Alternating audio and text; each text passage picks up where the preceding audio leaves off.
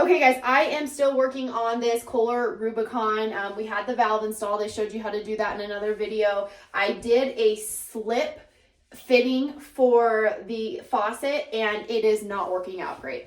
So if you're familiar with a tub faucet, you have two options. Well, maybe there's more. There's two I'm familiar with. You have a slip fitting where you slide it on, and then you have a set screw at the bottom at some point usually that you can tighten.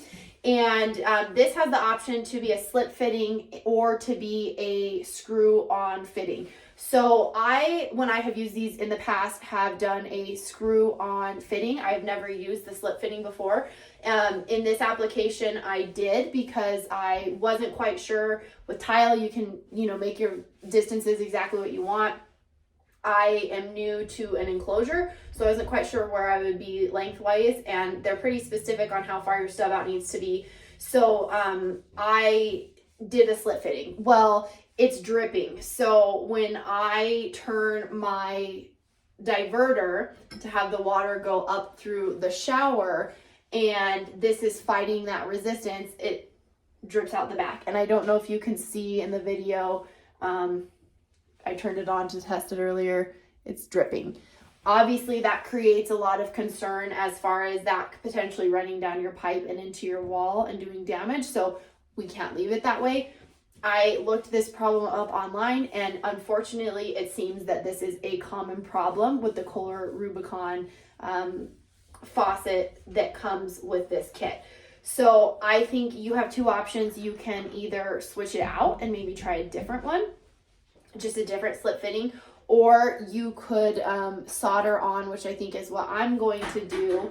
I got because this is just a copper pipe inside, I got a screw on tip that I can sweat onto the end of this, and then I'm gonna see if screwing it on makes it not leak. And of course then I'll put pipe dope on the end of this and hope that helps seal those threads.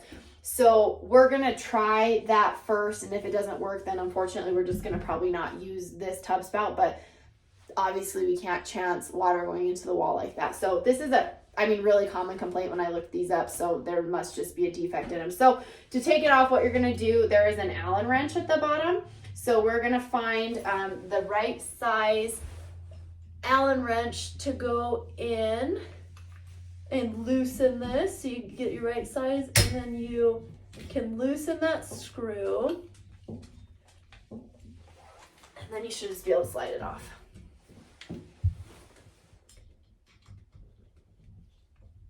Oh, tightening it now.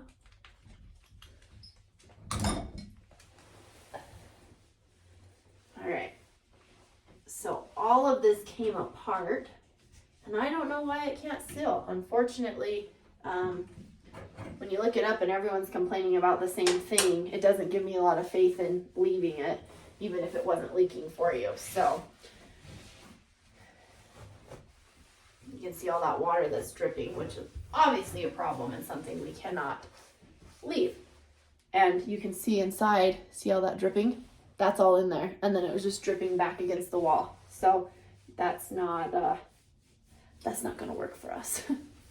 Sorry if it's a little bit noisy. The heater kicked on and it's blowing, and the furnace is really close to me, so it might be a little harder to hear. So I'm gonna try to talk a little bit louder, project my voice a little bit more. Okay, so what I'm going to have to do is I'm going to have to cut this down to size, and then I am going to solder this piece on the end, so that will go on the pipe, and then I'll be able to screw in to the end versus using that compression fitting. So hopefully that will prevent it from leaking. Otherwise, I am going to have to kind of rework this, because the way this piece is with, there was an extension put on, so there's a little connection right here. I can't just do a slip-on retrofit fitting. So hopefully this solves our problem. I did read that somebody added one of these and they were able to get it to not leak. So that's what I'm gonna go with. When you are soldering in a finished space, ideally most of the time when you're doing this, you don't have all this finished stuff around you. Unfortunately, I do. So you can buy these pieces at Home Depot that go behind where you're soldering. It's like a really thick piece of fabric, or a hardware store, and it's supposed to be protective, but This is a really tiny piece, and I can't remember what this cost, but it was like between 15 and 20 bucks. So I'm going to put this on there, but I need it to stay, so I'm gonna duct tape it up. And I have all these extra rags that I'm gonna put around this. So all the solder, because when I solder it, sometimes sparks fly off, sometimes things kick off. I don't want them to melt my surround or put a burn mark or a stain or a blemish on my surround. So I'm gonna prep all of this. I'm gonna cut this down, but then I'm gonna prep all of this before I solder so I don't screw up all my finished surface because I had to fix this. I had to trim a piece off the end so that when I solder this piece on, it will go on into there a little bit, that the finished stub out was 4 1/4 inches from the wall, because that's what the specifications for that faucet call for.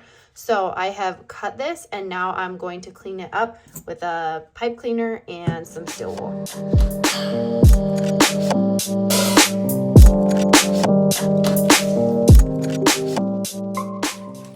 In retrospect, the duct tape was a bad idea. I will be spending some time down here tomorrow with some glue gun. This ended up getting a little bit more complicated than I would have liked. So the piece that I soldered onto the end, because I didn't start with, you can do a stub out pipe with a thread on the end of it, and it's just smooth and you have the thread. Because I didn't do that, I had to sweat this piece on. It was the only 1/2 inch copper piece I could find that would sweat on and work for the setup in my hardware store. But it had the little notches around the side, so you can grab it with like a channel lock or a crescent wrench to be able to crank it down. So once I put it on, when I started to screw this on, it worked. But then toward the back, there's something in here that as it tightened, it was catching on those notches, and I couldn't tighten the rest of the way because it's too wide. And then it was like, I could tell as I tightened, it was like, it was trying to get over those corners. So I used a file set, so any sort of metal file, and I filed down those edges carefully. Luckily, copper is pretty soft without hurting my thread, and I just tested it, and I can screw it on as tight as I need to now, but I had to file those notches down to be able to screw this on. So we have a solution. Hopefully this works and it doesn't leak. So now I'm going to put my plumbers, I'm going to clean this to make sure I have no debris in there. I'm going to put some tape on. I'm going to put some pipe thread sealant on. I know, I'm pretty sure they say use one or the other, but one time at a plumbing store, an old guy that really knows his stuff told me he uses both. He puts on tape and then he puts on the pipe sealant. So listen to the old guys that have been doing this forever and they know what the heck they're doing. So I've used both since then and it's worked for me. So do what you wish. That's what the old guy told me. It knows the shit. So I'm going to go ahead and get this going. I'll put it on a time lapse so you don't have to watch me do it very slowly. And we'll get it on there and then we'll test it and hopefully it's not leaking because I want to go home for the night.